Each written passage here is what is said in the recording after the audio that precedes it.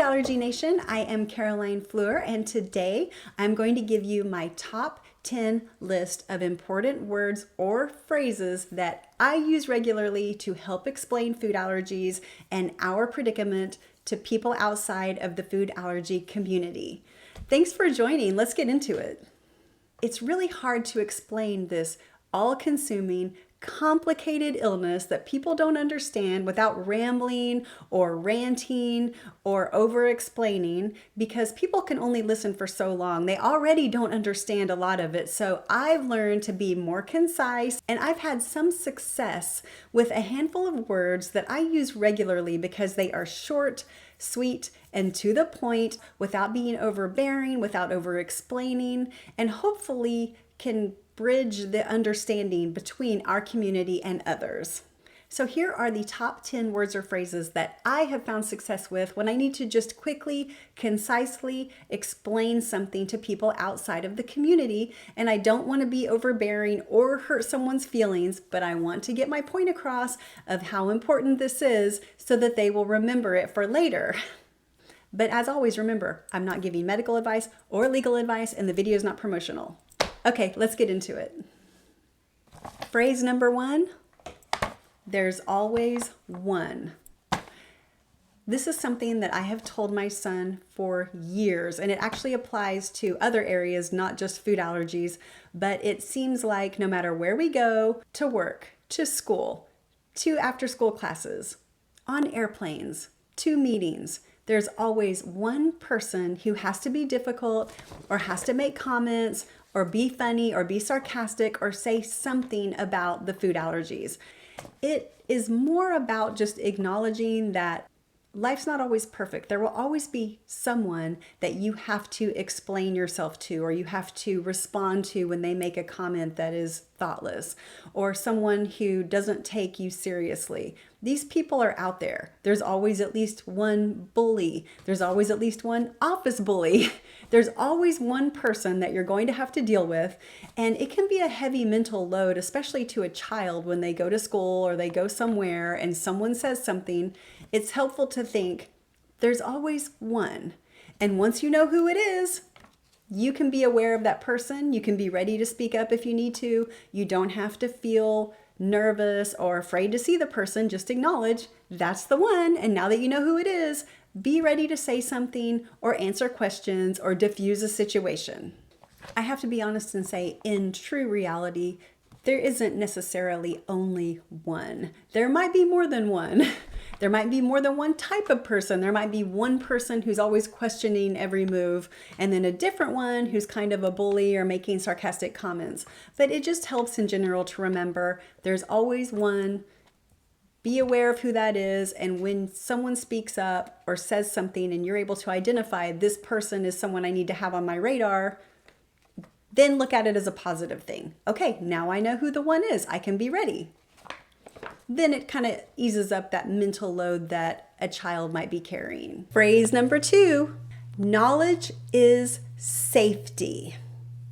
People, including me, love to quote Francis Bacon, who said, "Knowledge is power." And it is. But I also like to quote Thomas Jefferson, who said, "Knowledge is safety." I believe that across the board, especially when it comes to food allergies. There is so much information out there when it comes to food allergies, and there is a steep learning curve. Just when I think I have a firm grasp on all of the information I'll need, there's suddenly something else that comes out. It's interesting, it's informative, and I need to know it. It can be overwhelming, and I consider myself a mini expert because I've been doing this for years and years. My son is an older teenager now. I remember being overwhelmed when I first learned that grass-fed beef might be better for my son than regular beef because most cattle are fed grains. My son can't have grains, so it does make sense that a cow eating grass-fed only would be better. I'm not saying anything bad about regular beef or grain-fed beef because most people eat that all the time and it's fine. My son eats it when he's at restaurants and when we don't have grass-fed beef, but we try to have grass-fed beef for him most of the time. But that's just an example of something I came across, had to learn, had to look into to see if it was right for our family. And sometimes it can be overwhelming. Something recently I learned, and I really had to just focus and process it, was about the ingredient maltodextrin. I read it in a really informative Allergic Living article, which I will put a link to that in the comments, but it talked about how a lot of people think maltodextrin is not good for their allergies because it starts with the word malt. This is exactly why I would not give my son products that had maltodextrin in them, because I thought it had malt. And I think malt comes from barley, which he can't have barley. Well, it turns out it says malt, but there's actually no malt in it. So a lot of people who are avoiding it could have it. Now, check with your allergist, do your own research, but I didn't realize that my son could have ingredients with maltodextrin, and now I know.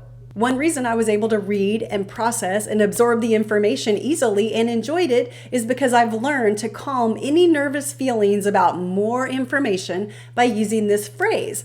I just tell myself there's always more to learn, and knowledge is safety. That way, I'm not scared of it. Because when people get nervous and get scared, they don't think as well, they don't process as well, and they don't absorb information as well, including me. This phrase has helped calm me down and focus during moments of stress, and hopefully it will help you too. Phrase number 3, be an allergy ambassador. I did a short video on this subject alone, so if you haven't seen it, as soon as you finish watching this video, go to my YouTube channel and watch the allergy ambassador video. I think I've heard it all with people wanting to help or discuss or share something that they read, and sometimes it can be frustrating. You have to really watch yourself because you don't want to snap at them or rant or start complaining or get defensive because what they're saying is actually an insult to you. They just don't realize it. I've had well-meaning coworkers tell me that they read women have babies with food allergies because they didn't eat a diverse diet when they were pregnant. I don't know if that's true or not. All I can tell you is I did eat a diverse diet, and my son is allergic to basically everything I ate during my pregnancy and breastfeeding. So that one does not apply to me. I also know someone who has boy-girl twins. One has food allergies, the other does not.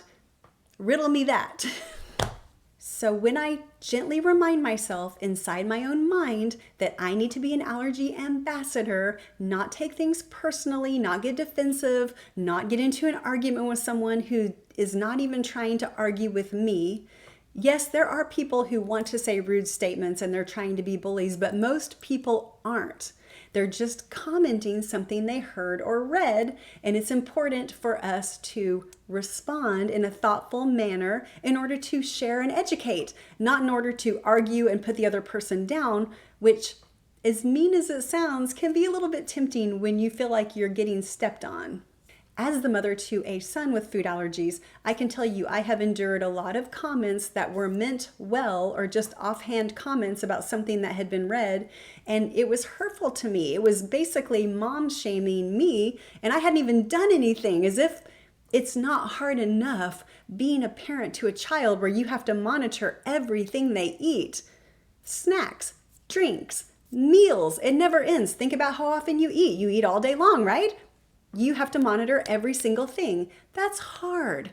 And then reading in the news or hearing from a coworker or a friend these statements that actually make us look bad, like we somehow caused this or we're weirdos, it can be hard. But if I gently remind myself, I'm the food allergy ambassador. They don't know, so I'm going to share what I know in a thoughtful way instead of getting defensive or ranting or whatever else I might do. I'm gonna be nice and informative. I've also heard that we didn't expose our babies to dirt and germs enough when they were little. I don't know what to say about this. It might be true. I don't know what we were supposed to do, put our babies outside in the mud when they were infants, but again, not helpful. They tell us to keep things clean. They tell us to sterilize things. We did. I haven't seen as many headlines as I used to on that, and my guess is that's because so many adults have turned allergic that they're no longer searching out the pregnant mothers and trying to figure out what they do wrong. So I don't know if that's true or not, but that's my take on it, and luckily I have not seen any of these headlines that make things harder for us as mothers in a while, and I am glad about it. I understand research is just trying to find the problem, and it makes sense that they would start with pregnancy and with the mothers. But I'm just telling you, as a mother of a child with food allergies, seeing a bunch of stuff that we did wrong, especially when we didn't even do what they're saying, and it's not wrong, that it makes it harder for us. So if you hear all this ranting I'm doing right now, that is why when someone makes these comments, in my mind, I say, be a food allergy ambassador. So when someone tells me that I didn't eat enough variety of food during my pregnancy, and that might be why my son has food allergies, I can calmly and nicely reply back, actually, I did eat a variety of food, and my son is allergic to almost everything I ate during my pregnancy and breastfeeding. So that's not accurate. It's okay. I say it nicely. I'm polite. I'm calm. I'm not angry, or at least I don't appear to be.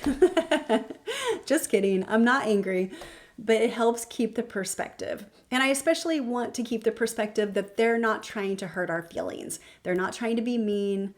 They're trying to learn, and we can teach or we can pick an argument. Phrase number 4. This is a big one for me because I am a big what ifer. What if we show up and there's no food and he can't eat anything for 10 hours? What if we show up and everyone there has peanut trail mix? All you can do is prepare as much as you can. Make phone calls, know what you're going to eat. The preparation never ends and we know it. But at some point, we have to go out in the world. For me personally, when I have looked into a situation, determined it could be made safe, and I have a plan A and B and C, and I've done everything I need to do, and I'm still trying to what if myself to death, I have a go-to phrase that helps put everything in perspective. What if a black hole opens under the house and sucks us all in? Yes, that's what I say. That is my little secret phrase I say to myself when I need to put things in perspective, because there is no end to what if. What if we get on the freeway and there's drunk drivers?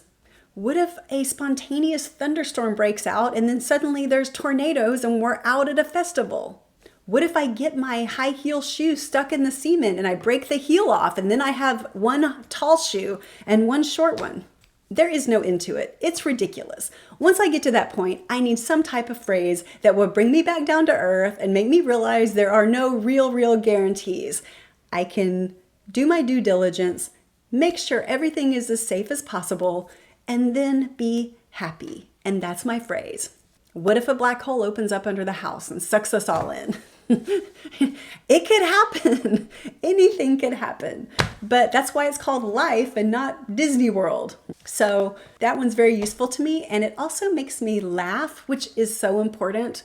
Laughing and putting things in perspective and enjoying life is still very important. And that helps me do it. Phrase number 5. It's one word that I use a lot, and I've heard other people use it in other areas, so I think it's pretty common but very effective.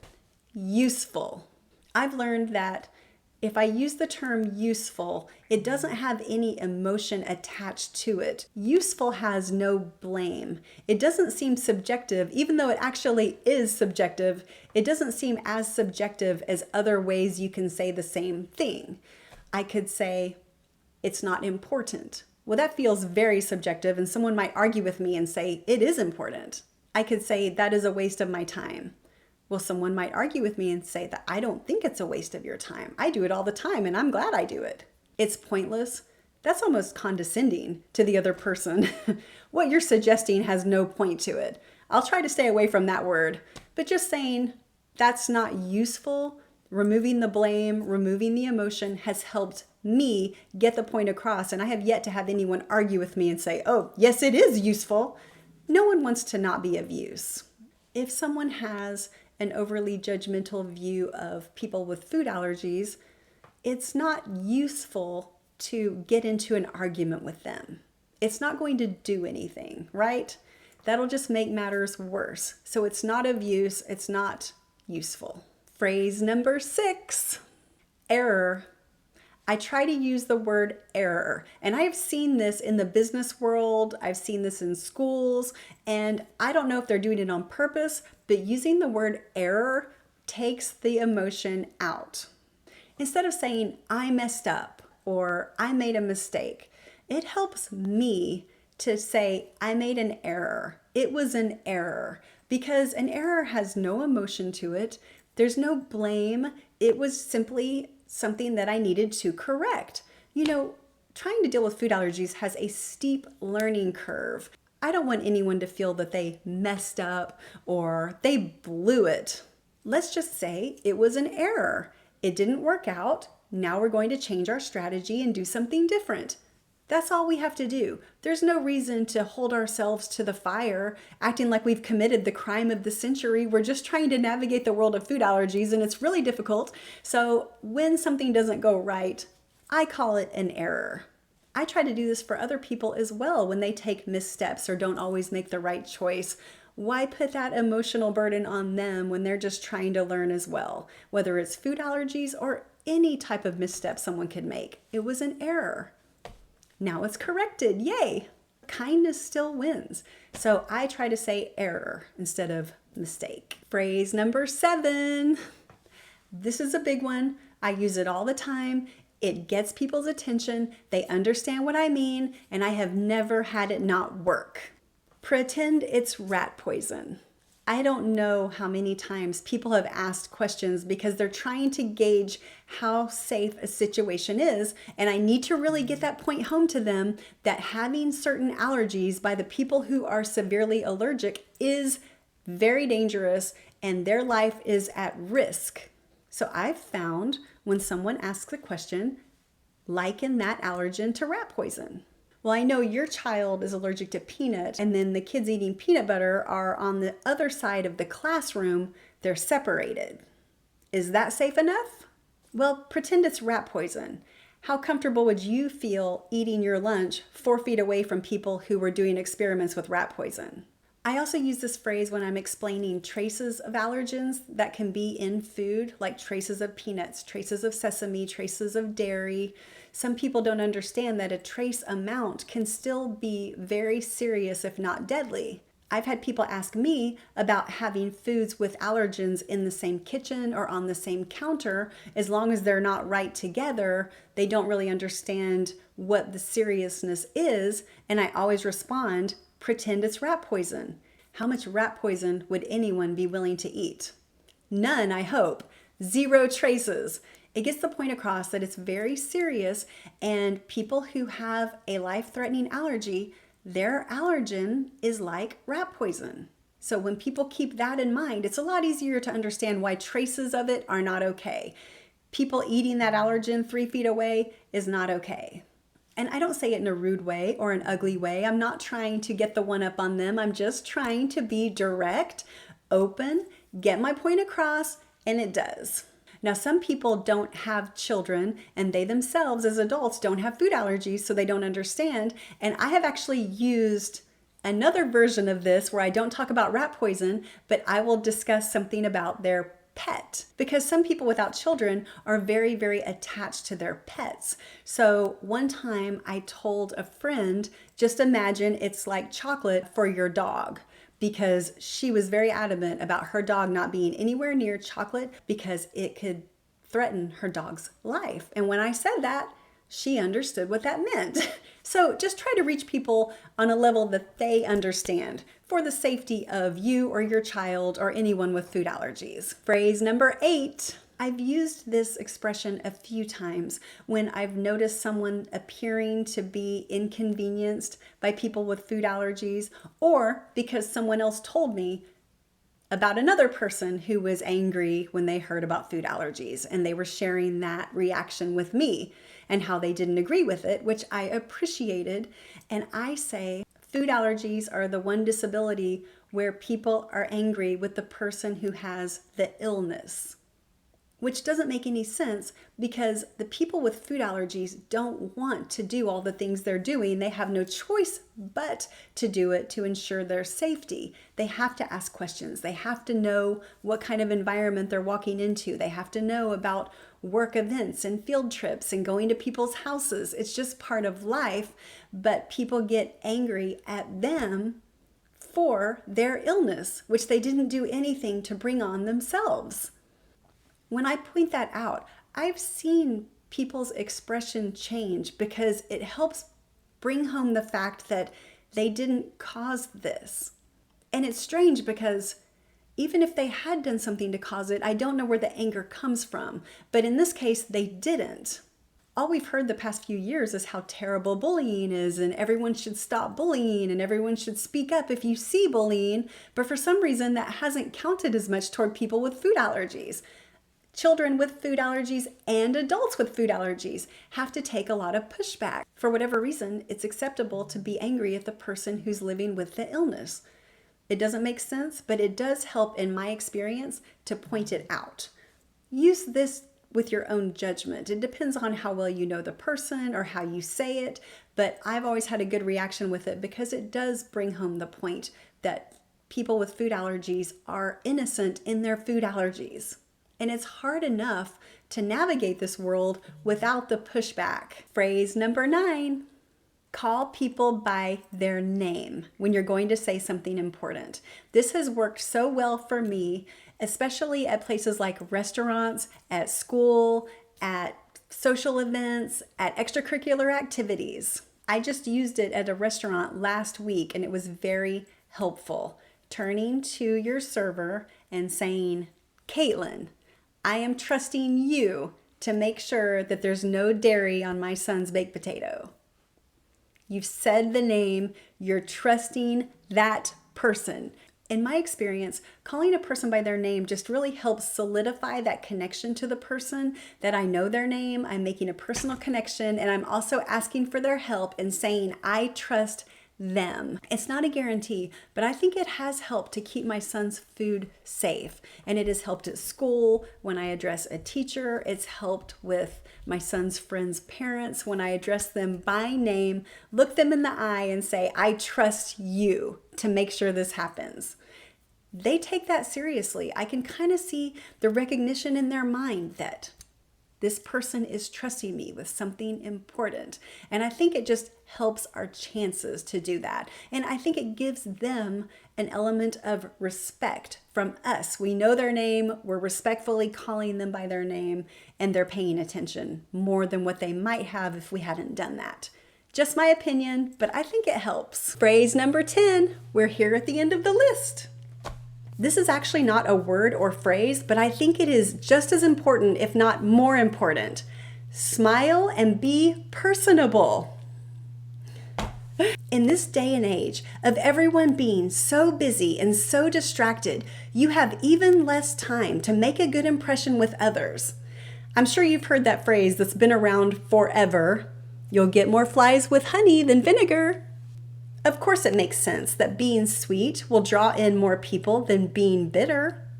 I was curious how long the phrase had actually been around, and I read that it was used in the 1700s by Benjamin Franklin. Who knows if he heard it from someone else or if he made it up? Clearly, it must have some truth to it if it's been used for hundreds of years and we're still using it today. This is not to be confused with the phrase, kill them with kindness.